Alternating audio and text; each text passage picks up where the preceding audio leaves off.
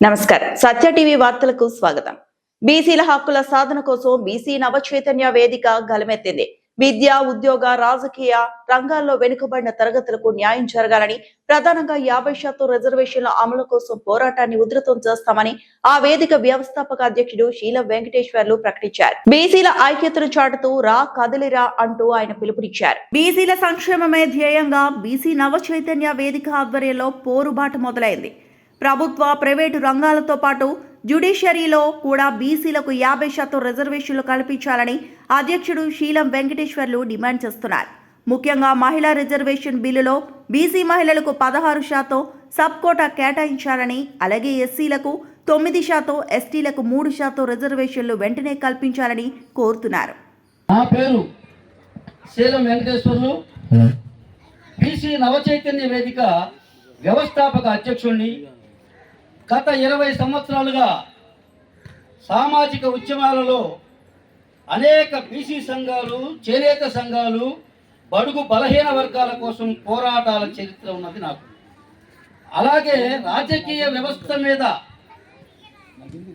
అసంతృప్తితో ప్రజలకు చేస్తున్న అన్యాయాల గురించి బాధపడుతూ, మదన పడుతూ, ఆవేదన పడుతూ ఒక రాజకీయ పార్టీని కూడా మేము స్థాపించడం జరిగింది. అదే జాతీయ చేతి వృత్తుల ఐక్య వేదిక పార్టీ. 2023లో స్థాపించి 2024లో ఈ రాష్ట్రంలో 20 నియోజకవర్గాలలో ఎమ్మెల్యేలను, 5 నియోజకవర్గాలలో ఎంపీలను పోటీ చేయించడం జరిగింది. మిత్రులారా, ముఖ్యంగా మన భారతదేశానికి స్వాతంత్రం వచ్చి 79 సంవత్సరాలు, ఈ ఆంధ్రప్రదేశ్ అవతరించి కూడా దాదాపుగా 75 సంవత్సరాలైంది. మీరు కూడా బాగా ఆలోచించండి.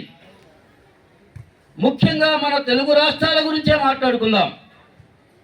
ఈ రాష్ట్రంలో, ఉమ్మడి రాష్ట్రంలో దాదాపుగా ఇప్పుడున్న జనాభా లెక్కల ప్రకారం 10 కోట్లు, 9.5 కోట్ల దాకా ఉంటారు. కానీ ఇంతకాలం ఈ 76 సంవత్సరాల ఉమ్మడి రాష్ట్రంలో కానీ, విభజిత ఆంధ్రప్రదేశ్ 12 సంవత్సరాలు అవుతుంది. ఏ బీసీ నాయకుడైనా చట్టసభలలో మన బీసీల సమస్యలు ప్రశ్నించిన వ్యక్తి ఉన్నారా? లేరు.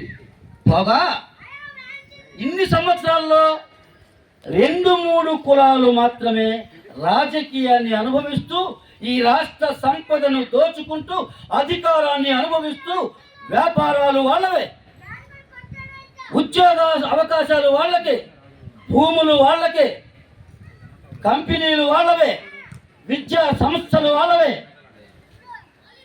ఆఖరికి వైద్యాలయాలు వాళ్ళవే. కానీ ఏ ఒక్క బీసీ నాయకుడికైనా ఈ రాష్ట్రంలో ఒక వ్యాపార సంస్థ ఉందా? ఒక విద్యా సంస్థ ఉందా? ఒక వైద్య ఆరోగ్య ఒక హాస్పిటల్ అంటుందా? ఏమి లేవు. కానీ మన ఓట్లు ఈ రాష్ట్రంలో, నేను చెప్పిన 9.5 కోట్లలో, ఉమ్మడి రాష్ట్రంలో అయితే విభజిత ఆంధ్రప్రదేశ్ 5.5 కోట్లలో 4 కోట్ల మంది బీసీలమే. బీసీ, ఎస్సీ, ఎస్టీలు కలుపుకుంటే 5 కోట్లు. అగ్ర కులాలు ఉన్నది మాత్రం 10%. అంటే 50 లక్షల జనాభా ఉంటారు. ముఖ్యంగా మీ అందరికీ ఒక విషయం తెలియజెప్పదలుచుకున్నాయి. ఈరోజు ఈ రాష్ట్రంలో ఉన్న 5.5 కోట్ల జనాభాలో కమ్మవారు ఉన్నది 3.5% మాత్రమే. రెడ్లు ఉన్నది 4.81, 4.35% మాత్రమే. మరి మన బీసీలం 60% పైగా ఉన్నాం.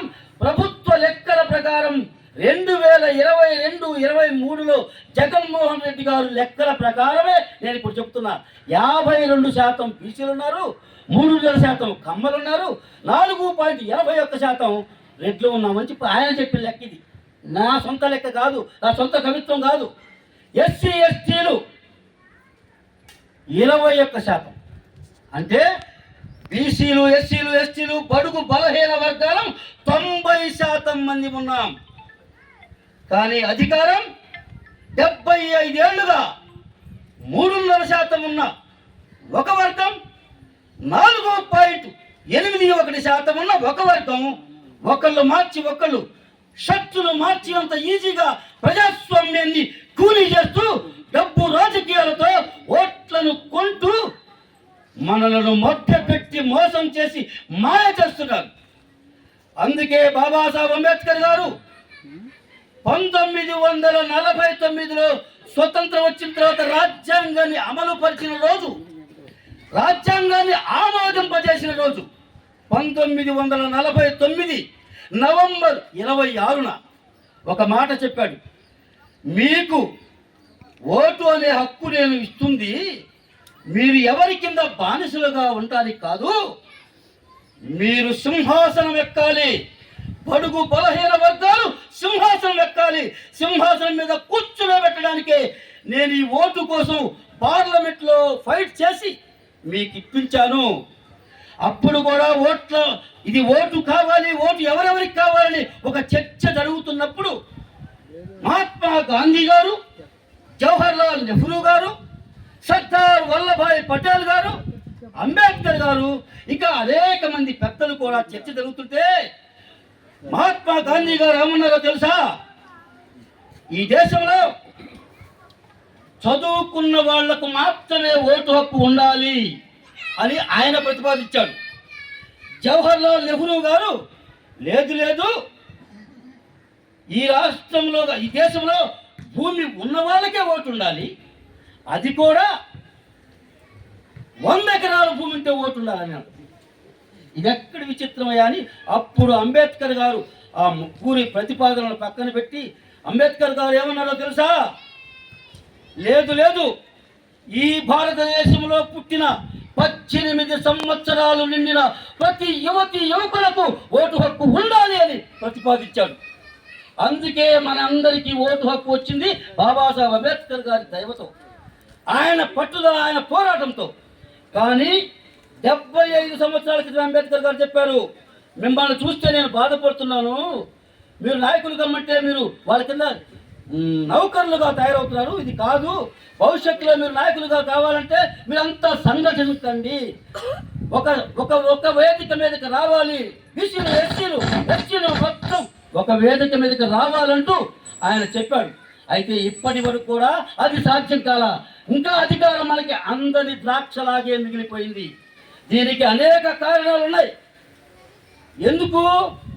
మొట్టమొదటి నుంచి ఆ 2 కులాల అధికారంలో ఉన్నాయి కాబట్టి, సంపద వాళ్ళ దగ్గరే ఉంది కాబట్టి, ఆస్తులు వాళ్ళే దోచుకున్నారు కాబట్టి, ఈ రాష్ట్రంలో ఉన్న లక్షలాది ఎకరాలు వాళ్ళ దారాదత్తం అయ్యాయి కాబట్టి ఓట్లు కొంటున్నారు. అవకాశం ఉంటేనేమో బుజ్జగించో బామాలో అంటే సామ దాన వేద దండోపాయాలతో చివరకు బెదిరించి కూడా లొంగ తీసుకుని మాత్రమే వాళ్ళు రాజ్యాలు వెళ్తున్నారు. ఇక ఈ యువత, రాబోయే యువత ఇది భరించే పరిస్థితుల్లో ఉండకూడదు. ఎప్పటిదాకా మన తరాలని అనుభవించాం. రాబోయే యువతరమైనా కనీసం వారి హక్కులు వాళ్ళు కాపాడుకోవద్దా? మన బిడ్డలకి మనకేమి ఉచితాలు అక్కర్లా, చదువు, విద్య, వైద్యం అంటే ఆరోగ్యం, ఈ 2 ఇస్తే మేమే సంపాదించుకుంటామంటున్నారు యువతలోకం. కానీ ఓట్లకు రాజకీయ నాయకులకు అవి కాదు, ఓట్లు కావాలి. అందుకే మీకు ఉచితాలు, వాడు 5,000 ఇస్తా ఉంటే 6,000 ఇస్తా ఉంటారు, ఇంకొకరు 20,000 ఇస్తా ఉంటే నేను 25,000 ఇస్తా ఉంటారు. కానీ మనకి రాజకీయాల గురించి మనం వాళ్ళెవరిని విమర్శించాలని కాదు, జరుగుతున్న పరిణామాలని, జరుగుతున్న పరిస్థితులను మీ అందరికీ ఒకసారి గుర్తు చేస్తున్నా. మీ అందరికీ తెలుసు, కానీ ఎవరికి వాళ్ళమే మనం మొదలుపడుతున్నాం. మీ అందరి మనసులో ఉంటుంది, అదే ఏంటి మన బీసీలు, మన ఎస్సీ ఎస్టీలు, మన వడ్డేర సోదరులు ఒక మంత్రి, ఒక ఎమ్మెల్యేనో, ఒక ఎంపీలో ఎందుకు కావట్లా? ఒక చాకలి, మంగలి, లేదంటే ఒక బీసీలలో అనేక 142 కులాలు, బీసీ కులాల్లో ఎవరము కూడా మనం రాజ్యాధికారం మన చేతులు లేదు. ఇక నుంచి అది సాగకూడదనే గత సంవత్సర కాలంగా బీసీ నవచైతన్య వేదిక ద్వారా రాష్ట్ర వ్యాప్తంగా పర్యటిస్తూనే ఉన్నాం. జిల్లాలో మేము పర్యటనలో అదిగో వేదిక సమగ్ర చర్చా వేదికల ద్వారా సంవత్సర కాలంగా చేస్తూ గత డిసెంబర్లో విజయవాడ నడిబొట్టులో ధర్నా చౌక్లో రాజ్యాంగం ప్రకారం మాకు రావాల్సిన బీసీల హక్కులు కాపాడడం కోసం ఒక ధర్నా కార్యక్రమం పిలుపునిస్తే, హలో బీసీ చలో విజయవాడ పిలుపునిస్తే వేలాది మంది అక్కడికి తరలి వస్తే మేము కోరింది 2 కోరికలు. బీసీలకు మేమెంతో మాకంతా రిజర్వేషన్లు కావాలి. బీసీలకు భద్రతా చట్టం తెస్తా ఉన్నారు. ఎస్సీ ఎస్టీ అట్రాసిటీ చట్టం లాంటిది బీసీ భద్రత కోసం భద్రతా చట్టం తెస్తా ఉన్నారు.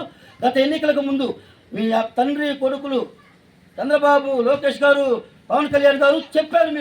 మీరు అది ఎందుకు నెరవేర్చలేదని మేము నిలదీస్తే డిసెంబర్ 22న మేము సభ పెట్టాము. జనవరి 4వ తారీఖు పేపర్ ప్రకటన ఇచ్చాం. అయిపోయింది, మేము చేస్తున్నాం, బీసీ చట్టం అమలు చేస్తాం. సంతోషం, అభినందిస్తాం. కానీ మరి బీసీల కోసం రిజర్వేషన్ ఎందుకు అమలు చేయరు? మీకు కావాల్సినవి చేసుకునే ఉన్నారు కదా. రేపు ఇప్పుడు నేను పోతే నా కొడుకు ముఖ్యమంత్రి అని, రాజశేఖర రెడ్డి గారు పోతే ఆయన కొడుకు ముఖ్యమంత్రి అవుతాడా? రేపు చంద్రబాబు నాయుడు గారు వయసు అయిపోతామని లోకేష్ ముఖ్యమంత్రి అవుతుంది. మరి మా బీసీ బిడ్డలు